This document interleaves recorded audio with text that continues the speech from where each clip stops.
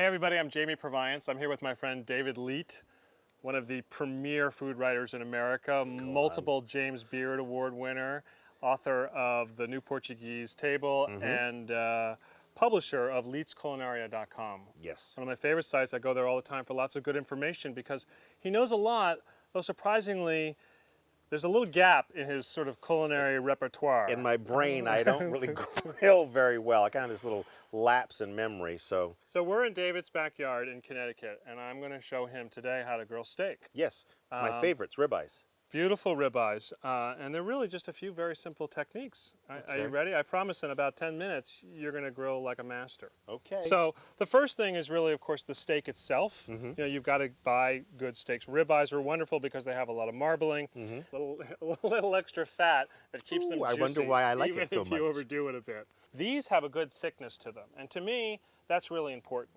because a great steak, I think, has a great surface and a great interior. Right. And if the steak is too thin, by the time you get a great surface, the interior is overcooked. Cooked all the way through. All That right? makes it, I've had that happen to me. So. Well, good. So that's one problem removed. Okay. Buy a nice thick steak. Second thing is to leave them out at room temperature, like in the kitchen, on the counter, for a Okay. good 20 or 30 minutes before you're going to grill them. Okay, now explain something to me, because I get a lot of people, at least Culinaria, writing in and saying, this says leave out till room temperature. That does not mean, correct, that we let it stay out to 70 degrees or 68 degrees, no, right? absolutely not. It just means to take the chill off of it at room temperature. Right. Okay, so got that? I also like that time for seasoning the meat and oiling. It's something I've already done here. Okay. Because I find that particularly the salt begins to work a little bit on the meat. You know how salt draws moisture out? Yes, and yes. So you don't want to do that, hours ahead of time. You don't want a dry piece of meat, but a little bit of moisture to the surface of the steak is the foundation for an incredibly flavorful crust. Okay. All right? Yeah. So 2 things so far, thick cut and salting and leaving out for 20, 30 minutes. Got that. That's easy. The next thing This is is the hard grill. part. Okay. Here's Well, the hard part. No, it's really very easy. You want to grill over a high temperature to start. That's how you're going to get a good sear on it. So what's a high temperature? Well, What do we got? we're climbing right now to about 450. 450 to 550 is pretty ideal. Okay. Now with this particular grill, you actually have an extra burner. In the middle, yes. Yeah, this is something called the sear station. So this middle area of the grill is for getting things really, really hot. Now, do you do quattrelage? English? Grill marks? I got him, everybody. Grill marks? Grill marks, we have Hash marks? Yeah. Yes. Isn't that called quattrelage? Well, it is now. It is called Yeah, quattrelage, I like that term. everybody. I do that, and I will show you how to do it on this grill. Excellent. How long do you preheat this? Typically about 10 or 15 minutes. Okay. Until it gets to the temperature you want. Okay. And that, by the way, is a very good time for cleaning the grill. When it's good and hot, all those little bits and pieces from last little night's bits dinner. and bobs, and you do that with the seal brush. That's right. Okay. So we'll let this get good and hot, and then I'll take you to the next step. Excellent. So David, Yes.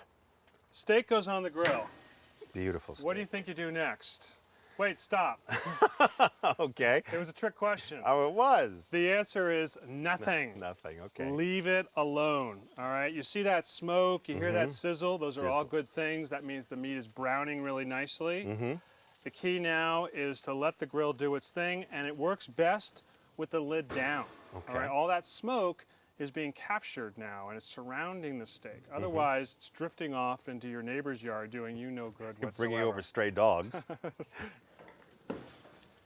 Now, you can take a little peek and see how your browning is looking. Look at That's that. gorgeous. Right? So this steak is now positioned at what I call 10 o'clock. Imagine there was a face of a clock there. Right. It's facing at 10. You get that? You with me? Gotcha. Now, if I move it over here to 2 o'clock, 2 o'clock. I'm going to create the, what was that term The again? quadrillage. Ah, mais oui. Mais oui.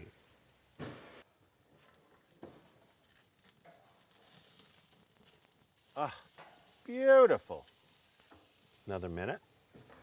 Okay, David, so we've seared it on both sides now. Looks great, right? Beautiful. If we were to leave it here for another few minutes, Which many people do. which many people do, and they burn it. Yes, they do. Right. That's a good point. So that's why the sear and slide technique is so wonderful, because Sear now and you what? take Sear it, and slide. sear and slide it over. These burners are actually off. Okay. the heat is now gently circulating the entire steak as opposed to residual. blasting it from below. So it really lets the inside of the steak catch up with the outside. So Good. we've got a couple more minutes over indirect heat. Okay. There it is, my friend. And that is a beauty, A my friend. perfectly grilled steak. So I'd say that was pretty easy. What do you think? It was, but you know, there are some things in the points that you said that I think some people don't remember. So go over them again for me. Okay. There's the, Well, as the meat itself, we want a thick steak. Yes. So that we can get a nice sear on the outside and leave the inside juicy. Okay. We want to leave it out for a good 15, 20 minutes.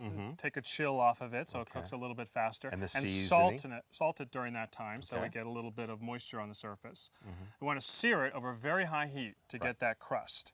And if it's a thick steak like this, we want to finish it over indirect heat. and that's the magic, I think. A lot of people don't do that. They just keep it over that high heat, and then the flame just disintegrates it.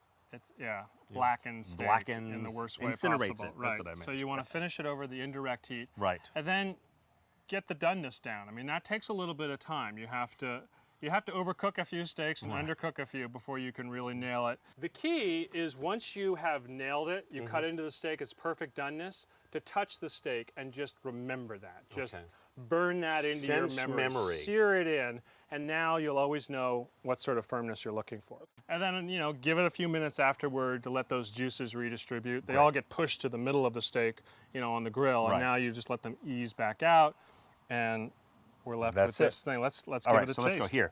A knife, a fork. Thank you. A fork. All right, let's tear into this thing. All right. I'm gonna give you a nice piece here. Okay. Excellent. Oh, that's a pretty big one. Can you handle that? Of course I can, please. You seen my size lately?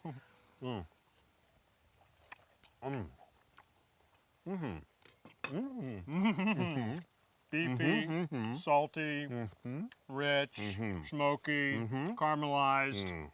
That's a good steak. Now you know how.